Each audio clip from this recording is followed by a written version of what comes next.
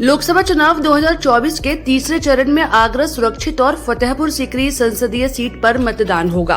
मतदान से पहले आगरा आए रक्षा मंत्री राजनाथ सिंह ने कांग्रेस और समाजवादी पार्टी पर जमकर हमला बोला। कहा कि डायनासोर की तरह कांग्रेस विलुप्त हो जाएगी। 10 साल बाद जब आप अपने बच्चों से कांग्रेस और सपा के बारे में पूछेंगे तो वे बोलेंगे कौन कांग्रेस और सपा को समाप्त पार्टी। आज मैं आपसे कहने आया हूं, आप लोगों ने बड़ी कृपा की। 2014 का चुनाव लोकसभा का था, 17 का विधानसभा, 19 का लोकसभा, 22 का लोकसभा। आप लोगों ने साइकिल का चैन उतार दिया। इस बार मैं कहने आया हूं कि इस बार कहीं फंसा वसा हो साइकिल का चैन एकदम उतार दीजिए।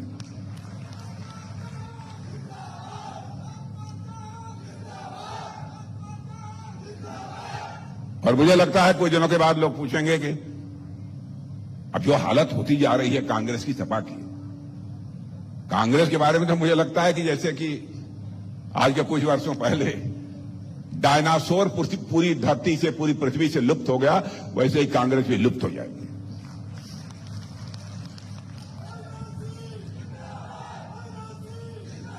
बच्चों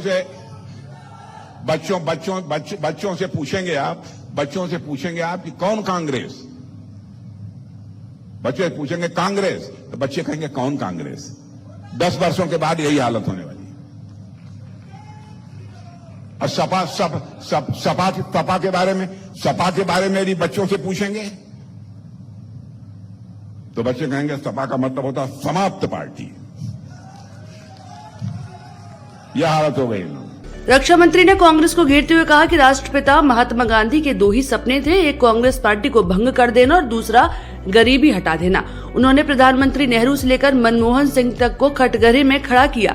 बोले कांग्रेस को जनता विलुप्त कर रही है तो भाजपा की सरकार आवास, आयुष्मान योजना व अन्य योजनाओं के माध्यम से गरीबी को दूर कर रही है। ये भाजपा की देन है जो भारत आज विश्व की तीसरी अर्थव्यवस्था की ओर अग्रसर है।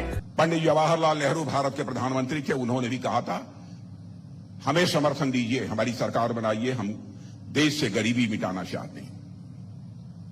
श्रीमती इंदिरा गांधी जी भी भारत की प्रधानमंत्री बनी, लंबे समय तक प्रधानमंत्री रही। उन्होंने भी कहा कि मैं गरीबी मिटाना चाहती हूं। राजीव गांधी प्रधानमंत्री बने, उन्होंने भी कहा कि हम गरीबी मिटाना चाहते हैं। डॉक्टर मनमोहन सिंह जी प्रधानमंत्री बने, उन्होंने कहा मैं गरीबी मिटाना चाहता हूं। बहनों भाइयों, गरीबी मिटने की बात तो दूर, इतने लंबे समय में तो गरीबी पूरी तरह से समाप्त हो जानी चाहिए थी, नहीं हो पाई, लेकिन कुछ कम तो हुई होती। लेकिन आज मैं सीना ठोक कर कह सकता हूं, यह मैं नहीं कह रहा हूं, दुनिया के बड़े बड़े अर्थशास्त्री जो धन दौलत के मामले में दुनिया के अच्छी जानकारी रखते हैं, अर्थशास्त्री, बहुत बड़ी वित्तीय संस्थाएं जिन्हें अंग्रेजी में फाइनेंशियल फर्म्स कहते हैं, आज वह सब संस्थाएं और यहां तक इंटरनेशनल मॉनेटरी फंड, अंतरराष्ट्रीय संगठन है इंटरनेशनल मॉनेटरी फंड, उसने भी कहा है कि भारत के प्रधानमंत्री ने करिश्मा किया है मेरे बहनों भाइयों कि 8 वर्षों के अंदर भारत में 25 करोड़ लोगों को गरीबी रेखा के बाहर करने में कामयाबी हासिल की है। और मैं कहना चाहता हूं 10 वर्ष तक केवल हमारी गवर्नमेंट रह जाए, गरीब कहने वाला कोई भारत में नहीं बचेगा। बहनों भाइयों, मैं दावे के साथ में कह सकता हूं। बापू की यही इच्छा थी, बापू की मुराद को हम लोग पूरा कर रहे हैं, गरीबी को समाप्त करने का। पहली मुराद कांग्रेस को समाप्त करने की आप लोग पूरा कर रहे हैं, और दूसरी जो उनको मुराद थी कि भारत से गरीबी समाप्त होनी चाहिए, उस मुराद को हम लोग पूरा करने के लिए पूरी तरह से प्रयत्न कर रहे हैं। भाजपा के घोषणा पत्र पर बोलते हुए राजनाथ सिंह ने कहा कि ये वो पार्टी है जिसने अपने घोषणा पत्र में जो कहा वो पूरा किया। उन्होंने जनता को आर्टिकल 370 हटाने का मुद्दा तो वहीं राम मंदिर प्राण प्रतिष्ठा की उपलब्धि को भी गिनाया। कांग्रेस को घेरते हुए कहा कि वो पूछते थे कि तारीख कब बताएंगे, हमने 22 जनवरी को प्राण प्रतिष्ठा कर जवाब दे दिया।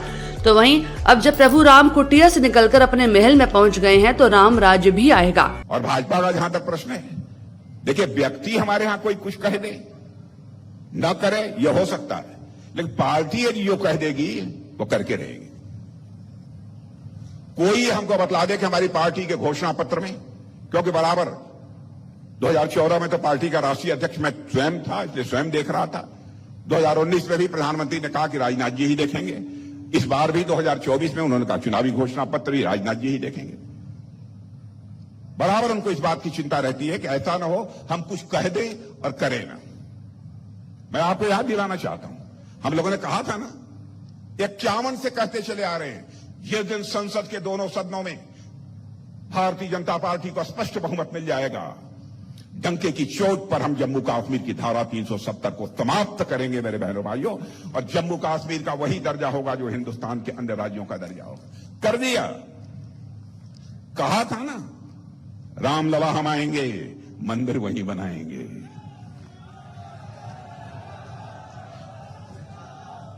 दूसरी बात का कांग्रेस सपा बसपा के लोग कहते थे रामलला हम आएंगे, मंदिर वहीं बनाएंगे, लेकिन तारीख नहीं बताएंगे। यह कटाक्ष करते थे। बहनों भाइयों, तारीख 22 जनवरी आ गई जब हमारे प्रधानमंत्री ने रामलला की प्राण प्रतिष्ठा धर्माचार्यों के मार्गदर्शन में कर दी। और मैं आज कहना चाहता हूं, रामलला अपनी कुटिया से निकलकर अपने महल में प्रवेश कर चुके हैं। भारत में राम राज्य का आगाज होकर रहेगा मेरे बहनों भाइयों। उन्होंने सरकार की विदेश नीति पर कांग्रेस को घेरते हुए कहा कि पहले भारत की कोई बात नहीं सुनी जाती थी। आज भारत जो कहता है उसे दुनिया कान खोल कर सुनती है, चाहे रूस हो या फिर यूक्रेन युद्ध।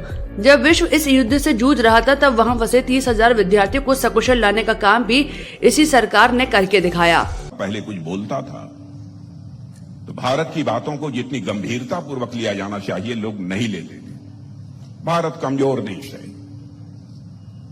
सुने न सुने कोई फर्क नहीं पड़ता है। लेकिन आज आपको जानकर खुशी होगी, सारी दुनिया में भारत का कद इतना ऊंचा हुआ है कि आज यदि अंतर्राष्ट्रीय मंचों पर भारत कुछ बोलता है तो सारी दुनिया कान खोलकर सुनती है भारत बोल क्या रहा है। यह भारत की हैसियत सारी दुनिया में बनी। रूस और यूक्रेन दोनों के बीच इस समय लड़ाई चल रही है। आप लोगों को मालूम है कि नहीं? रूस और यूक्रेन के बीच लड़ाई चल रही है। 2 साल से लड़ाई चल रही है, 2 साल से अधिक समय हो गया। जब लड़ाई प्रारंभ हुई तो बराबर उधर से भी तोप, गोले, मिसाइल रूस की तरफ से भी यूक्रेन पर चलाए जा रहे थे। यूक्रेन भी अपनी तरफ से चला रहा था। लेकिन यूक्रेन में हमारे बहुत सारे भारत के बच्चे, वहां पर कोई मेडिकल की पढ़ाई कर रहा था, कोई इंजीनियरिंग की पढ़ाई कर रहा था, कोई जो है मैनेजमेंट का कोर्स कर रहा था।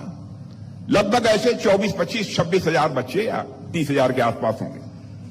उनके माता पिता परेशान हो गए। कहीं ऐसा हो जाए कि हमारे बच्चे जहां रहते हैं वहां मिसाइल गिर जाए, कोई बम गिर जाए, कोई गोला गिर जाए, उनकी जिंदगी के लिए कोई खतरा पैदा हो जाए। तो बहनों भाइयों, उनका प्रतिनिधिमंडल हमारे प्रधानमंत्री से मिला और कहा, मोदी जी चाहे जो भी हो, आंखों में आंसू भर के, चाहे जो भी हो, हमारे बच्चों को आप यूक्रेन से बाहर निकालिए। दुनिया का कोई प्रधानमंत्री जो काम नहीं कर पाया वो हमारे प्रधानमंत्री ने किया। मेरे बहनों भाइयों, हम लोगों ने यह संदेश दे दिया, भारत अब कमजोर भारत नहीं है, भारत दुनिया का ताकतवर देश बन चुका है।